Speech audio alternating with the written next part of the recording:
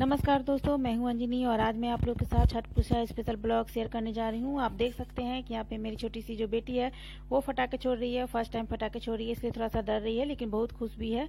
और अब हम यहाँ पे चलते हैं नहाए खाए के दिन, यानी कि कद्दू भात के दिन। तो कद्दू भात के दिन परंपरा चली आ रही है कि गेहूँ और चावल को धोया जाता है और बाद में जब वो उसको सुखाया जाता है और सुखाने के बाद जो अच्छी तरह से सूख जाती है तो उसे चक्की में भेजा जाता है ताकि उसका आटा पिसाया जा सके। तो यहाँ पे मेरी सासू माँ खल में गेहूँ को कूट रही है।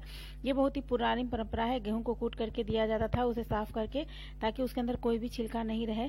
पहले है कि पूरी अच्छी तरह से गेहूं को साफ नहीं होता था तो उसमें कुछ छिलका रह जाता था, जो कि साफ करके औरतें तब उसे पीसा करती थी। और यहाँ पे गेहूं को उन्होंने धो लिया है और चादर पे डाल दिया है ताकि ये अच्छी तरह से सूख जाए। इसी तरीके से यहाँ पे चावल भी वो धोएंगी। तो गेहूं को सूखने के बाद हम चक्की में पीसने के लिए देंगे और जब उसका आटा पिसा जाएगा तो इस आटे से हम ठेकुआ तैयार करते हैं और खरना के दिन इसकी रोटियां बनाते हैं। इन दोनों चीजों को काम में लाया जाता है। अब यहाँ पे हम देख रहे हैं कि चावल को धो करके मेरी सास जो है वो पसार रही हैं और चावल से हम यहाँ पे कसार तैयार करेंगे इसका आटा पिसवाने के बाद। तो ये दोनों जो काम किया जाता है चावल और गेहूं को धोने का, वो कद्दू भात के दिन ही किया जाता है। कद्दू भात के दिन बिना नॉर्मल नमक यानी कि सेंधा नमक का और बिना प्याज लहसुन का खाना खाया जाता है। तो ये यहाँ पे खाना भी मैं तैयार करने जा रही हूँ। तो आप देख सकते हैं कि यहाँ पे मैंने कद्दू ले लिया है। कद्दू में मैं नमक और हल्दी का पाउडर डाल रही हूँ और अब हम इसे सीटी लगा देंगे ताकि कद्दू अच्छी तरह से गल जाए। कद्दू आप देख सकते हैं कि सीटी आने के बाद अच्छे से पक चुकी है और पकने के बाद अब हम इसमें छौंक लगाएंगे। तो तेल डाल दिया है मैंने, तेजपत्ता डाल दिया है, जीरा डाल दिया है और पके हुए कद्दू को इसमें डाल दिया है। अब हम इसे अच्छे से सुखा लेंगे जब तक ये गाढ़ी हो जाती है। अब हम दाल तैयार करेंगे। तो यहाँ पे कद्दू दाल ही हम तैयार करते हैं। दाल में भी हम कद्दू का इस्तेमाल करते हैं। तो जीरा, पचफोरन और तेजपत्ता मैंने डाल दिया है, साबुत लाल मिर्च भी मैंने डाल दिया है। अब इसमें चने का दाल हम डाल रहे हैं, धुला हुआ चने का दाल है। तनहर की दाल की जगह पे आप अरहर का दाल भी डाल सकते हैं। कद्दू और सेंधा नमक और हल्दी पाउडर डाल दिया है, मिक्स कर दिया है मैंने इसे। और मिक्स करने के बाद हम सीटी लगा लेंगे, 4 से 5 सीटी आने देंगे और उसके बाद हमारा जो दाल है वो अच्छी तरह से यहाँ पे हो जाएगा कुक। तो आप देख सकते हैं कि सीटी आ चुकी है। अब यहाँ पे मैं काली मिर्च भून रही हूँ और जीरा भी भून रही हूँ। दोनों का पाउडर बनाकर हम दाल में ऐड करेंगे, इससे बहुत ही अच्छा सा टेस्ट आता है। तो बिना प्याज लहसुन का खाना यहाँ पे तैयार किया जाता है कद्दू भात के दिन। अब हम तड़का लगा रहे हैं घी जीरा लाल मिर्च से। और यहाँ पे दाल में मैंने इसे मिक्स कर दिया है और दाल हमारा तैयार हो चुका है। तो हम चावल बना रहे हैं, प्लेन चावल बना रहे हैं, इसमें कोई लंबा प्रोसेस नहीं है और चावल भी हमारा तैयार हो चुका है। अब हम पकौड़े तैयार करेंगे। तो पकौड़े तैयार करने के लिए बेसन में मैंने हल्दी, नमक, लाल मिर्च का पाउडर, गरम मसाला का पाउडर और थोड़ा सा कॉर्नफ्लोर डाला है, इसे मिक्स कर लिया है।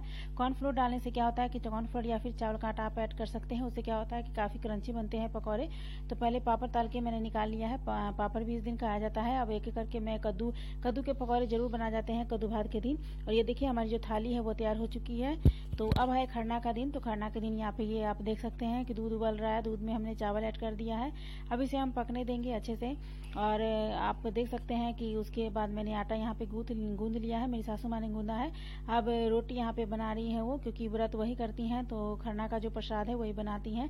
या फिर हमें भूखा रहना पड़ता है, अगर आप भूखे रहते हैं तब आप खरना का प्रसाद बना सकते हैं, लेकिन अगर आपने फास्ट नहीं रखा है तो आप नहीं बना सकते हैं। तो यहाँ पे मेरी सासू माँ बना रही है, क्योंकि मेरी छोटी बेटी है और मैं भूख की नहीं रह पाई, तो इसलिए यहाँ पे उन्होंने ही सारी जो खरना का प्रसाद है वो बना रही हैं। शाम के घाट का प्रसाद मैं भी बनाने वाली हूँ। यहाँ पे खीर हल्का सा गर्म है और गर्म खीर में ही हम यहाँ पे गुड़ ऐड करेंगे, ज्यादा गर्म में नहीं करेंगे। हल्का सा गर्म हल्का सा ठंडा होना चाहिए, मतलब बीच का होना चाहिए खीर, न ज्यादा गर्म और न ज्यादा ठंडा। और यहाँ पे गुड़ डाल करके इसे अच्छे से हम मिक्स कर लेंगे। और ये देखिए खीर हमारी रेडी हो चुकी है। तब इस पे हम ड्राई फ्रूट्स यानी कि कटक मसाला डालेंगे। तो यहाँ पे हमारी जो खरना के लिए खीर और रोटियां हैं दोनों ही तैयार हो चुकी है, आप देख सकते हैं। रोटी भी यहाँ मेरी सासू माँ ने बना करके तैयार कर ली है। अब वो अरक निकाल रही है। तो यहाँ पे जितने अरक होते हैं उतना ही जो यहाँ पे न्यूज होता है, इसे न्यूज कहते हैं, वो निकाला जाता है। तो यहाँ पे हमारा जो अरक है वो 5 है। तो यहाँ पे आप देख सकते हैं कि 5 रोटियों के ऊपर में उन्होंने खीर डाला है और अब सबके ऊपर एक एक केला वो डाल रही हैं। तो इसी तरीके से हमारे यहाँ न्यूज निकाला जाता है। इसके ऊपर एक एक और रोटियां डाल दी है उन्होंने और उसके ऊपर पान का पत्ता डाल रही हैं और एक एक कसेली डालेंगी। ये हमारे साइड की जो परंपरा है वो है। काफी जगह पे सिर्फ खीर, रोटी और केला का जो न्यूज होता है वो निकाला जाता है। तो अरग जितने होते हैं छठ में तो उतना ही न्यूज निकाला जाता है। अगर आपके 5 अरग है तो 5 आप निकालेंगे, 6 अरग है तो 6 निकालेंगे और 7 अरग है तो 7 निकालेंगे, यही परंपरा होती है। और यहाँ पे धूप किया जाता है, तो यहाँ पे धूप की भी व्यवस्था है। आप देख सकते हैं कि वहाँ पे मेरी सासू माँ धूप कर रही है। तो सबसे पहले जो व्रत करती है वो धूप करती है।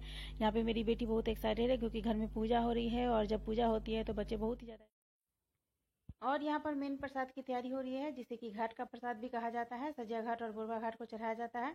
तो चावल के आटे को भून करके यहाँ पे गुड़ डाला जाता है, घी डाला जाता है और उसके लड्डू बनाए जाते हैं। तो चावल के आटे को यहाँ पे हम भून रहे हैं। उसके बाद हम इसमें गुड़ ऐड करेंगे, घी ऐड करेंगे, सारे ड्राई फ्रूट्स ऐड करेंगे। तो ये देखिए घी डाला जा रहा है और सभी चीज़ों को एक साथ हम मिक्स कर लेंगे। और मिक्स करने के बाद इसके छोटे छोटे लड्डू बनाए जाएंगे, जिसे कि आप केसार भी बोलते हैं। तो हमारे भी बिहार में इसे चावल के लड्डू या फिर कसार बोला जाता है। तो यहाँ पे सारे कसार तैयार किए जा रहे हैं और इसके बाद ठेकुआ बनाया जाएगा। तो ठेकुआ यहाँ पे गेहूं के आटा, जो कि हमने गेहूं को धोया था, उसका बनाया जाएगा। और एक प्रसाद बांटने के लिए ठेकुआ बनाया जाता है, जो कि हम मैदा का बनाते हैं। तो यहाँ पे दोनों ही ठेकुआ हम तैयार करेंगे। तो अब यहाँ पे आप देख सकते हैं कि जो लड्डू है सब तैयार हो चुके हैं। तो अब यहाँ पे हम ठेकुआ बना रहे हैं। तो ठेकुआ बनाने के लिए यहाँ पर गेहूं के आटे में मैंने चीनी डाल दिया है और चीनी डालने के बाद इसमें घी डालेंगे और घी डाल करके अच्छे से मिक्स करेंगे। अच्छे से मिक्स करने के बाद हम इसका आटा तैयार कर लेंगे। तो यहाँ पे थोड़ा थोड़ा पानी दे करके हम आटा गूंद रहे हैं और आटा तैयार हो चुका है। ये देखिए लोई बनाई जा रही है। अब इसे हम साँचे पे डाल करके ठोकेंगे और ठोकने के बाद यहाँ पर सभी ठेकुआ को हमें फ्राई कर लेना है। तो ये मैं फ्राई कर रही हूँ। आज मैंने भी फास्ट रखा है ताकि मैं प्रसाद बना पाऊँ, क्योंकि कल मैंने प्रसाद नहीं बनाया था। और माना जाता है कि अगर आप छठ का प्रसाद तैयार करने में जो व्रती हैं उनकी मदद करते हैं तो आपको भी पुण्य मिलता है। अब यहाँ पर मैं मैदा के खजूर बना रही हूँ। तो मैदा और सूजी मैंने इक्वल मात्रा में डाला है। अब रिफाइंड ऑयल मैंने डाला है और ड्राई फ्रूट डाला है। मैं यहाँ पे अब चीनी ऐड कर रही हूँ करूँगी और चीनी ऐड करने के बाद ये सभी चीज़ों को हम यहाँ पर अच्छे से मिक्स करेंगे। और मिक्स करके थोड़ा थोड़ा सा यहाँ पे हम पानी डालेंगे और पानी डाल करके नरम सा आटा, यहाँ पे थोड़ा सा हार्ड सा आटा हमें तैयार करना है। सॉरी, नरम आटा मैंने बोल दिया। आपको हार्ड आटा यहाँ पे तैयार करना है। जितना हार्ड आटा यहाँ पे आप तैयार कर सकते हैं उतना कर लीजिए। थोड़ा सा है कि आप जब ठेकुआ हार्ड आटे का बनाते हैं तो आपका जो ठेकुआ है काफ़ी क्रंची बनेगी। यहाँ पर मैंने साँचा ले लिया है और इसके ऊपर घी लगा दिया है। अब यहाँ पे मैं सारे ठेकुआ को ठोक रही हूँ। बिल्कुल इसी तरीके से यहाँ पे ठेकुआ को आपको ठोक लेना है। तो यहाँ पे लंबा गोला जैसा भी ठेकुआ चाहे आप यहाँ पे शेप दे सकते हैं और उसे ठोक सकते हैं। तो यहाँ पे सारे ठेकुआ हमारे तैयार हो चुके हैं। अब सभी ठेकुआ को एक एक करके यहाँ पे हम फ्राई कर लेंगे।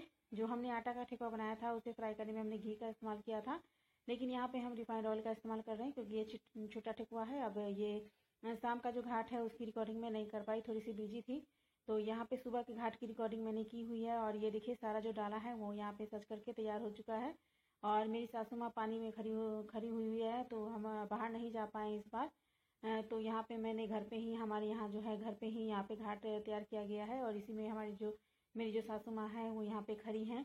यहाँ पे उगते सूर्य और डूबते सूर्य दोनों की ही पूजा की जाती है। तो सजिया घाट यानी कि शाम के घाट में जब सूर्य डूबने लगता है तब उनकी पूजा की जाती है। और सुबह के घाट में जब सूर्य उगता है तो उनकी पूजा की जाती है। तो यहाँ आप देख सकते हैं कि सूर्य अब उग गया है और यहाँ मेरी सासू माँ रख दे रही है। तो घर के जितने भी सदस्य होते हैं सब खाली पेट होते हैं सुबह के घाट में।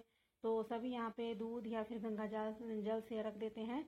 तो यहाँ पे सभी लोग आप देख सकते हैं कि हमारे घर के सभी जो मेंबर्स हैं सब यहाँ पे दूध का या फिर पानी, गंगा जल किसी भी चीज़ से रख देंगे। और एक एक करके हमारे यहाँ 5 सुपलियाँ हैं तो पाँचों का अर्घ दी जाएगी। और इसी के साथ